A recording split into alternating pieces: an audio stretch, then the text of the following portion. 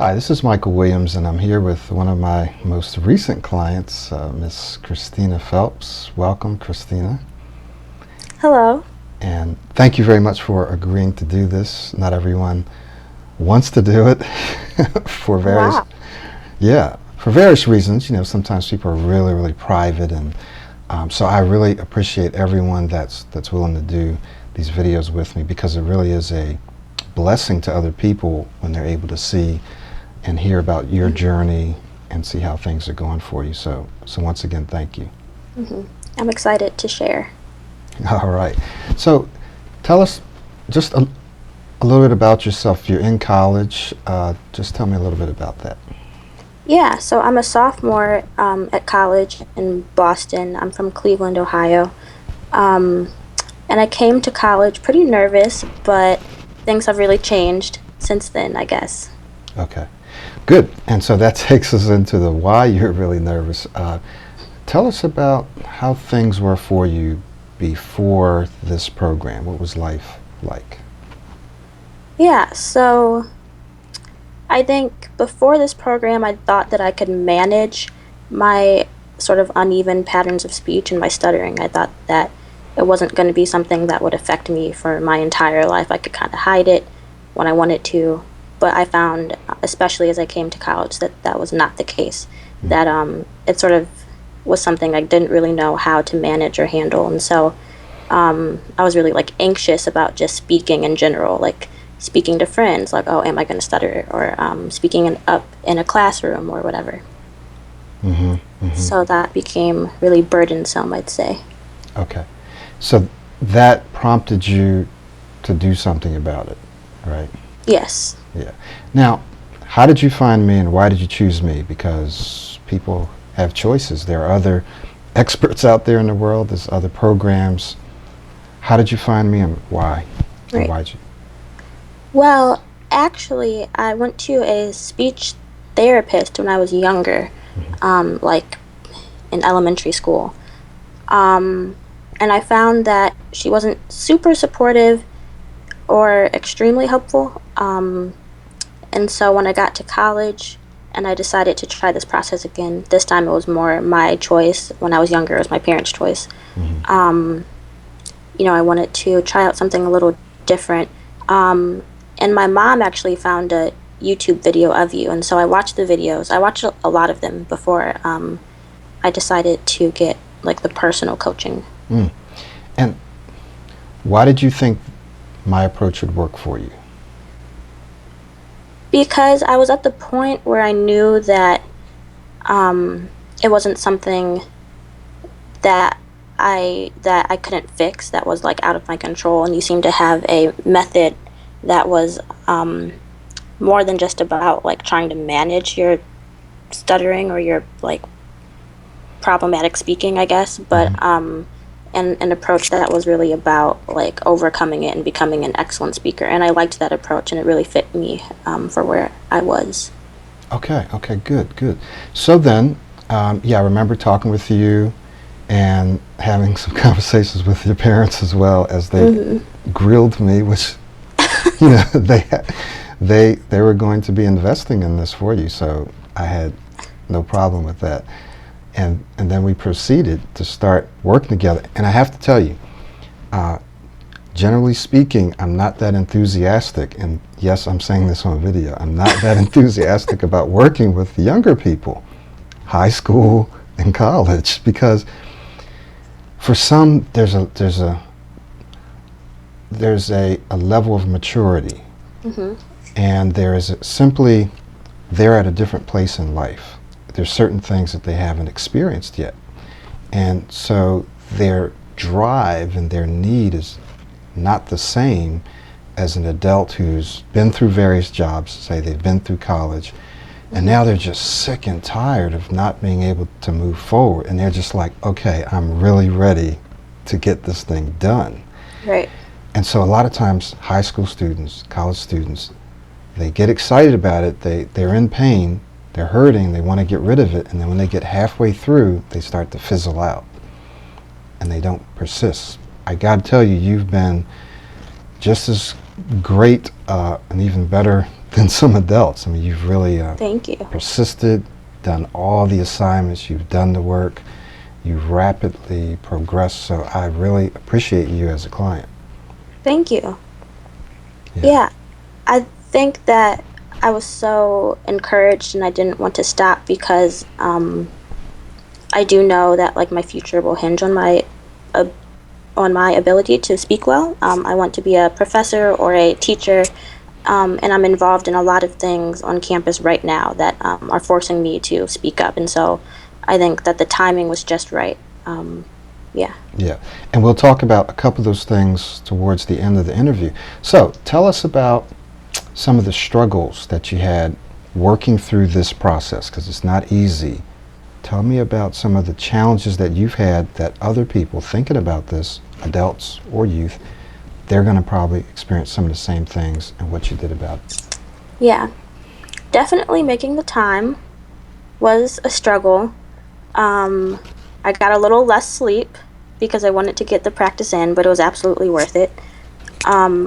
So I'd say that that was the biggest struggle. Or even having the, I don't know, the confidence to practice. I think that sometimes we can be a little too proud. We're like, I don't really need to practice this.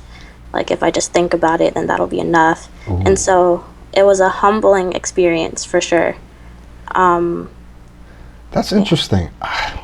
I don't think I've actually heard that one before. Really? I mean, yeah, I've heard people or found out that people were like, well, no, I didn't practice that, or I didn't do this. But I never really heard anyone say, well, I felt like maybe I was a little too proud and like I really didn't need to practice that. I don't think I've actually heard someone say that. Because yeah, I mean, I think, you know, like, it's hard to face it's hard to face what you're going through.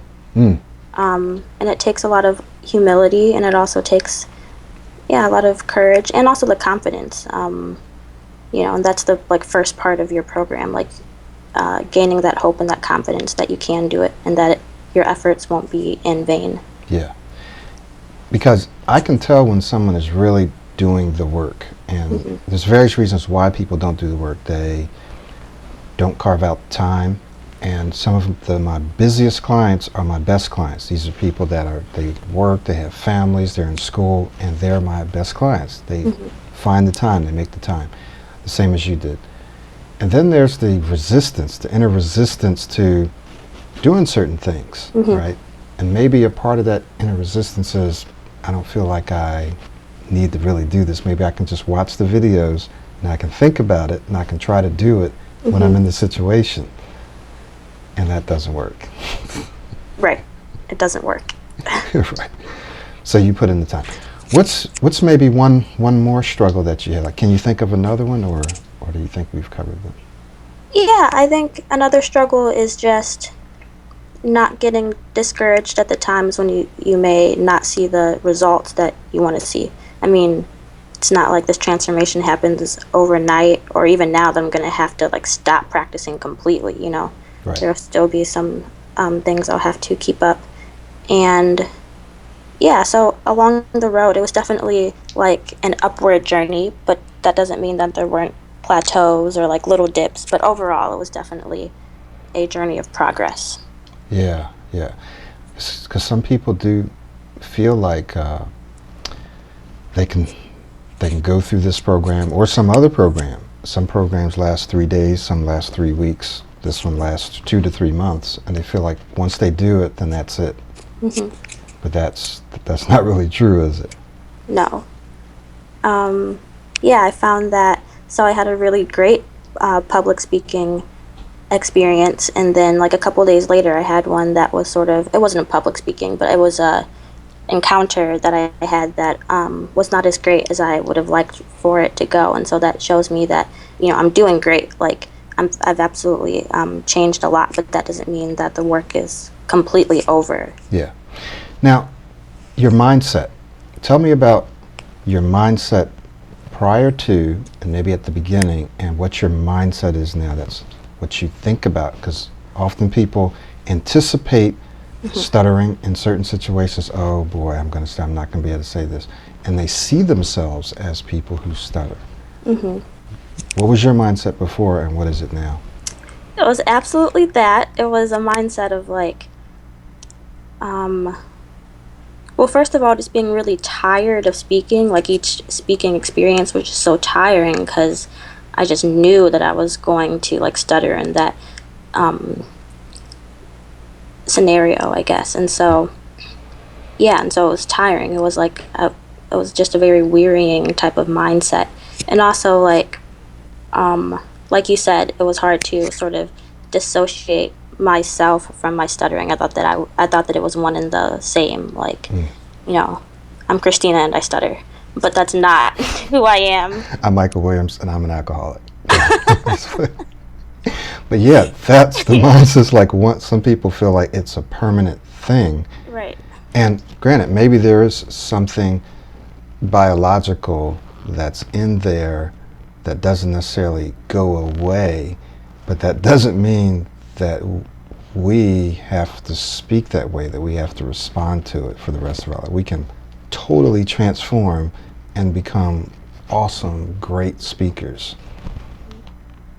Yeah, I think I'm a lot more excited about doing public speaking things now. I never ever thought that that would be the case for me, that I'd be like excited about getting up and speaking in front of a crowd of people, like small or large, that I'd have the confidence to go into public speaking engagements where, it'd be pretty high, not high profile, like I'm not a celebrity, but Not like yet. bigger, bigger things. So yeah. Remember me when you. I will. I'll come up to you one day. Who are you? Get him away from me, security. Security, take him away. Wait. Okay, so let's talk about your transformation then. You've mentioned public speaking, and so people probably wondering, well, what kind of public speaking experiences are you actually having now? So let's talk about some of the things that you have been able to do and that you are doing now. Yeah. So, like I said, I really wanted to be a teacher, and so that's one of the reasons that I came into this program, and so I still do. So I do a lot of public speaking with crowds of younger kids or teenagers, being on panels and talking about what it's like to be in college to a group of high school students. I'll be doing that this week. I ran for president of a club at my school, and so that, of course, required me to give a speech. Let's talk about that for a minute. So you and I practiced it just that same day, actually. Yeah. And that morning, and I thought you did a really good job. So tell us what actually happened. Yeah. Wait, in the practicing or after, like when I actually gave it? When you actually gave it. Oh, it went better, way better than I even expected it to go. I think it's because I was able to practice with you first. You gave me some great pointers, and then I went out just feeling really relaxed and collected and confident. And that's like, in a nutshell, what your program allows clients to do. So you ended up actually, I think you wrote to me, you said that I actually spoke better when I gave the presentation than I did in practice, and what you did in practice was really good. Yeah, and so it was just so exciting to be able to go up there and know that I had practiced, know that I was capable of doing this, and then I think all of that just allowed me to do even better. Wow. So tell us about a few other speaking experiences that you've had. Some you do every week, and then you've had one or two other ones as well, I think. Oh, yeah. So I'm in a research program where I'm doing research, and then I have a weekly meeting where I meet with other people in the program, and we all sort of give a short little spiel or presentation, I guess, about our research. And so that's the weekly opportunity for me to speak, which has been really helpful because I'm able to speak about things that I know about because I'm researching it, and then I also am able to like practice that. Yeah. So that's been helpful. And those have improved, because I know those were the things, that was the one milestone that we set at the beginning, that you would improve in those weekly presentations. Yeah, because that mattered a lot to me. What did you used to do, and how did you used to feel in those presentations? I would sort of rush in, feeling really flustered, not really having practiced. I would have like known what I wanted to say. Like I knew the material, because I had to know that, of course. But then I would get in, like my words would get all jumbled up. It didn't. It just I couldn't control, like framing what I wanted to say and then like speaking it out well, I guess. Right. So this program, Pro90d speech system right now, it's Pro90d 3.0, has not only helped you with your speaking style, your sense of confidence and so forth, but we also have worked on speaking structure, right? Which allows you to do what with this structure? Because I'm not going to quiz you on camera, but you're like, oh my God. But what has the structure allowed you to do better? It allows you to give really clear presentations so that people are able to follow you and are able to stay engaged. Because there are speakers who can be really, like, just their speaking, like, voice or their rhythm of speech, I guess, is really exciting, but you'll be like, wait, I don't even know what the person said. Like, I don't understand, because they're all over the place. And so it was really helpful to learn I guess a method for like giving speeches. And so that helps me to like organize the information in my head and memorize it easier so that when I give the presentations, I'm not like struggling to grab for the phrases or sentences or information that I want to use. And also it allows the audience to follow me. Yeah. And with this system, you don't even really have to use notes or slides if you don't want to, right? Right. Yeah. Yeah. So that allows you to engage, to interact with the audience, to be flexible if you need to switch over to add something to answer a question or whatever. Yeah. Good. So let's wrap it up. If you were going to share a piece of advice or words of wisdom with people watching this, what would you tell them to encourage them or advise? Let's see. Yeah, I'd say it's just been a really great process of finding my voice. And I think that's something that both young and older people can hear. Like, I think that if it weren't, like, stuttering is one thing and that really sucks. But also, it's awful to know that you have something to say and you can't say it. And so the process of like being able to say what you want to say is really important and something that everybody should embrace and do what it takes to be able to like claim that. Right. Yeah. And do you think this program would work for people that don't necessarily stutter but just they don't feel like they have a voice? Because whatever. Absolutely. Absolutely. I know a lot of people like that who are just quiet. Maybe they mumble. Somebody She came to me really worried about her mumbling, and she's like, I just can't speak. I just always mumble.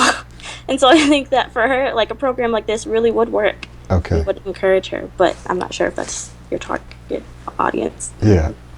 As long as I can understand what she's saying. Yeah. But yeah, sure. It would be people that mumble, that speak really fast, fear of public speaking. This really isn't stuttering. This is not stuttering therapy. This is not speech therapy. This is coaching. It's high performance coaching to help you become more confident and an excellent, clear, confident speaker. Right. So, well, listen. Thank you very much. This has been an awesome interview. We may do another one down the road, but I really appreciate your input and your time. No problem. Thank you.